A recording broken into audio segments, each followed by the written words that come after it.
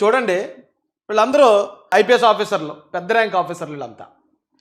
అలాగే ఇక్కడున్న రాజకీయ నాయకులు వీళ్ళు మంత్రులుగా ఎమ్మెల్యేలుగా చేసిన వాళ్ళు, ఏమండి ఎంపీలుగా చేసిన వాళ్ళు. వీళ్ళని పట్టుకుని ఇప్పుడు వైసీపీ ఏమంటుంది? దళిత ఐపీఎస్ అధికారి, కాపు నాయకుడు, బీసీ నాయకుడు అంటున్నారు. జనరల్గా ఎస్సీ కార్పొరేషన్ ఉందనుకోండి, ఎస్సీ కార్పొరేషన్ చైర్మన్ అంటారు కదా. అంటే ఏంటి దాని అర్థం?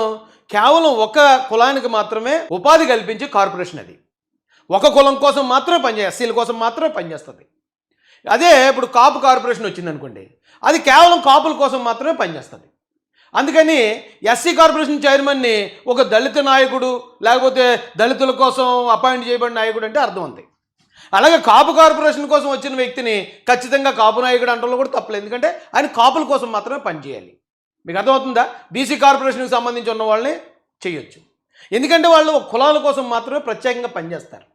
కాబట్టి వాళ్ళకి SC corporation chairman, BC corporation chairman, Kapu corporation chairman అన్నారంటే అర్థం ఉంది, కులాలని యాడ్ చేసి. కానీ ఎస్సీ ఐపీఎస్ ఆఫీసరు, ఎస్సీ దళిత డీజీపీ, లేకపోతే గిరిజన ఎస్పీ అంటే ఏంటి అర్థం? అంటే ఇప్పుడు ఆ డీజీపీ ఓన్లీ ఎస్సీల కోసమే పనిచేస్తాడా? వేరే కులాల వాళ్ళు నేరం చేసినా వేరే కులాల వాళ్ళ గురించి ఆయన ఏం పట్టించుకోడా? ఆయనకి ఇంకా హక్కు లేదా? ఆయన అధికారాలు వేరే కులాల వాళ్ళ దగ్గర చల్లవా? అలాగే ఇప్పుడు ఎస్పీని గిరిజన ఎస్పీ అంటున్నారు వీళ్ళు, గిరిజన ఐపీఎస్ అధికారి అంటున్నారు. అంటే ఇప్పుడు ఆయన అధికారి కేవలం గిరిజనుల కోసమే అయ్యాడా ఐపీఎస్? ఆయన ఎస్పీగా ఓన్లీ గిరిజనుల కోసమే ఉన్నాడా? ఏంటండి పద్ధతి ఏంటండి? కాపు నాయకుడు అంబటి రాంబాబు అన్నారు, అంటే అతను ఓన్లీ కాపులు ఓట్లేస్తే నేను ఎగ్గాడా? అతను ఓన్లీ కాపుల కోసమే పనిచేస్తాడా? ఒకవేళ ఎమ్మెల్యే అయినా మంత్రి అయినా? అసలు వీళ్ళ పద్ధతి ఏంటో, వీళ్ళ వ్యవహారం ఏంటి అస్సలు అర్థం కావట్లేదండి. ప్రతి దాన్ని కులం కోణంలో తీసేయటం, ఎవడో ఒకటి తప్పు చేసి ఇప్పుడు ఎలా ఏళ్ల లెక్కకే వస్తే ఖచ్చితంగా 2019 నుంచి 24 దాకా చాలామంది దొంగతనం కేసుల్లో, పిక్ పాకెట్ కేసుల్లో, గంజాయి కేసుల్లో, మరో కేసుల్లో జైలుకి పోయిన వాళ్ళు ఉంటారు. కొన్ని వందల వేల మంది ఉంటారు. మరి వాళ్ళందరినీ లెక్క తీసి జగన్మోహన్ రెడ్డి హయాంలో ఇగో 10,000 మంది దళితులను జైల్లో పెట్టాడు, 20,000 మంది ఇంకో కులస్తులను జైల్లో పెట్టాడు, లేదా ఇంకో 10,000 మంది కాపు కులస్తులను జైల్లో పెట్టాడు అంటే బాగుంటుందా? ఎందుకంటే ఈరోజు జైల్లో ఉన్న ప్రతి ఒక్కడికి ఒక కులం ఉంటుంది. కులం లేనాడు ఎవడున్నాడు భారతదేశంలో? నువ్వు వెళ్ళి అక్కడ మర్డర్ కేసులో తిట్టాలి, ఒక కులం ఉంటుంది. అక్కడ పిక్ పాకెట్ కేసు చూస్తే ఒక కులం ఉంటుంది. అప్పుడు వాళ్ళందరినీ తీసుకొచ్చి కులాల వారీగా లెక్క తీసి ఆ జగన్మోహన్ రెడ్డి హయాంలో ఇగో ఈ కాపులను ఎంతమందిని జైల్లో పెట్టేశాడు, ఎస్సీలను ఎంతమందిని జైల్లో పెట్టాడు అంటే బాగుంటుందా? ఏం పద్ధతి అయ్యా ఇది? ప్రతిదాన్ని కులం కోణంలో లాగేయటం ఏమి దరిద్రం నాకు అర్థం కాదండి బాబు. అయితే ఈ మ్యాటర్ గురించి మనం లోపలికి ఆ కేసు విషయంకి వెళ్ళాక మాట్లాడుకుందాం అండి. ఇప్పుడు సునీల్ నాయక్ నిన్న పోస్ట్ పెట్టాడట, నేను ఒక ఎస్టీ ఆఫీసర్ని కాబట్టి నా మీద ఇలా చేస్తున్నారా అంటే, ఇప్పుడు చంద్రబాబు నాయుడు గారి మీద కాపు ద్రోహిగా, బీసీ ద్రోహిగా, ఎస్సీ ద్రోహిగా ఇస్తారు, ముద్రలు వేస్తున్నారు, ఆరోపణలు చేస్తున్నారు. ఇప్పుడు కొత్తగా గిరిజన ఆఫీసర్ అంటే గిరిజనులకు ఆయన వ్యతిరేకం చేయడు. ఆయన ఏం చేశాడు? ఆయన చేసిన తప్పుకి ఎఫ్ఐఆర్ అయింది. మీరు ఒకవేళ నిర్దోషి అనుకోండి, రఘురామరాజు గారి విషయంలో మీరు ఏం తప్పు చేయలేదు, కోర్టులో ప్రూవ్ చేసుకోండి. దీనికి ఎందుకు ప్రభుత్వం మీద మీ కులాన్ని అడ్డుపెట్టుకుని కులాన్ని ఎందుకు తీసుకొచ్చి మాట్లాడుతున్నారు మీరు? ఎందుకు ఈ కుల రాజకీయాలు ఎందుకు? మీరు ఎస్టీ ఐపీఎస్ ఆఫీసర్, ఎస్పీ అంటే మీరు కేవలం గిరిజనులకి ఎస్పీయా? మిగతా కులాలకి ఎస్పీ కాదా మీరు? ఏంటండి ఈ పద్ధతి ఏంటి? ఎంత చదువుకున్న పోలీస్ అధికారుల చేత కూడా ఈవేళ కులాన్ని అడ్డుపెట్టుకునే స్థాయికి తీసుకొస్తారండి జగన్ గారు. వాళ్ళు కూడా కులాన్ని అడ్డుపెట్టుకుని బతుకుతున్నారు. ఏమంటే ఒకడు నా మీద, నేను దళితుడు కాబట్టి నా మీద దాడి జరిగింది అనాలంటే అది చాలా బలహీనుడు, పేదోడు అయి ఉండాలండి. ఆడు బలం లేనివాడు ఎవడో బలవంతుడు వచ్చి ఆ బలాన్ని తట్టుకోలేని పరిస్థితుల్లో ఆడు వచ్చి దాడి చేస్తే నేను దళితుడు కాబట్టి నన్ను కొట్టారు, ఇదిగో నేను పోలీస్ కేసు పెడుతున్నాను, అట్రాసిటీ కేసు పెడుతున్నాను అనాలి. కానీ ఒకడేమో డీజీపీ, ఇంకోడేమో ఎస్పీ, ఇంకోడేమో ఐజీ.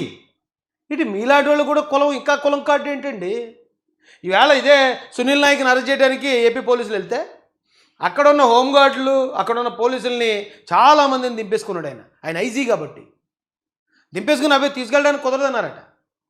తీసుకెళ్ళడానికి కుదరదంటే ఆ దామోదర్ గారిని ఒక ఎస్పీ సరైన ఆఫీసర్ని వేశారండి. అసలు మామూలు క్యాండిడేట్ కాదు అతను. ఆయన ఏం చేశాడంటే, ఇప్పుడు బీహార్ వెళ్ళి ఒక ఐజీని అరెస్ట్ చేసుకు రావాలంటే అసలు ఒకసారి ఆలోచించండి. సినిమాల్లోనే ఉంటాయి ఇలాంటి సీన్లు, బయట అయితే ఎక్కడ ఉండవు ఇలాంటివి. ఈయన ఒక ఎస్పీ గారు అయి ఉండి పక్క రాష్ట్రం వెళ్ళి అక్కడ ఐజీని అరెస్ట్ చేసుకు రావాలి. అలాంటి టాస్క్ ఆయనకి ఇచ్చారు. ఇచ్చినప్పుడు ఎవరినైతే వెళ్ళిపోతారు ఫస్ట్. ఏంటంటే బాబు మళ్ళీ బీహార్ అంటున్నారు.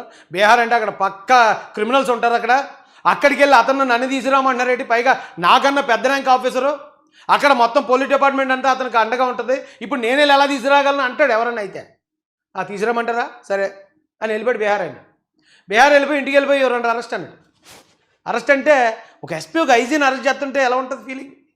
నువ్వు నన్ను అరెస్ట్ చేయడం ఏంటి, అబ్బాయి కుదరదు, ఇది మీ రాష్ట్రం కాదు మా బీహార్, ఇది ఇక నేను పెట్టేస్తున్నాను జనాన్ని అంటే మొత్తం పోలీసులను పెట్టాడు ఆయన, జనాన్ని కాదు పెడతా బయట.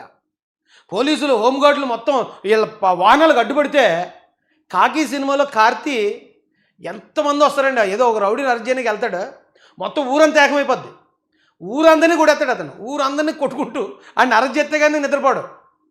నాకు ఈ దామోదర్ గారిని చూస్తే కాకి సినిమా గుర్తొచ్చిందండి. అక్కడైతే ఏకంగా బందిపోటు దొంగను అరెస్ట్ చేస్తాడు సినిమాలో, ఇక్కడైతే పోలీస్ ఆఫీసర్ని అరెస్ట్ చేయడానికి మరి అంత హీరోయిక్గా వెళ్ళాడంటే, అంతమంది జనం ఉన్నా సరే ఇతను పట్టుకుని కోర్టులో ప్రొడ్యూస్ చేశాడట. మగోడండి అతను, ఆ పోటుగాడు అంతే. ఆ బీహార్ రాష్ట్రంలో బీహార్ పోలీసుల మధ్యలో బీహార్ ఐజీని అరెస్ట్ చేసి కోర్టులో ప్రొడ్యూస్ చేశాడంటే తోపు క్యాండిడేట్ అతను. అరెస్ట్ చేస్తే కోర్టు కూడా లేదు అది లేదు ఇది లేదు అనేసి ఏదో మభ్య పెడతారు కదండి కోర్టును కూడా, అక్కడ ఉన్న లాయర్లు అందరూ మభ్య పెడితే ఏదో ఇప్పుడు ప్రజెంట్ ఆగింది. కానీ అతను అయితే ఊరుకునే మనిషిలా కనిపించట్లేదు నాకు, ఆ దామోదర్ గారు అయితే. ఆ కోర్టులో మీరు కాకి సినిమా చూడండి, అతను అలాగ ఒప్పుకోడు. కార్తీ అస్సలు సమస్య లేదు, చాలామంది చాలా రకాలుగా చెప్పి ఈ ఆపరేషన్ వదిలేద్దాం ఆపేద్దాం అన్నా సరే వదలడు. సింగం 1, 2, 3 అయితే చెప్పక్కర్లేదు, మీద అడిపోతాడు, ఆస్ట్రేలియాలో మరీ ఇడ్చుకొస్తాడు సూర్య. సేమ్ దామోదర్ గారు కూడా అలాగే ఉన్నారు. ఇప్పుడు ఒకవేళ బ్రేక్ పడవచ్చు కానీ ఖచ్చితంగా తీసుకొస్తారు.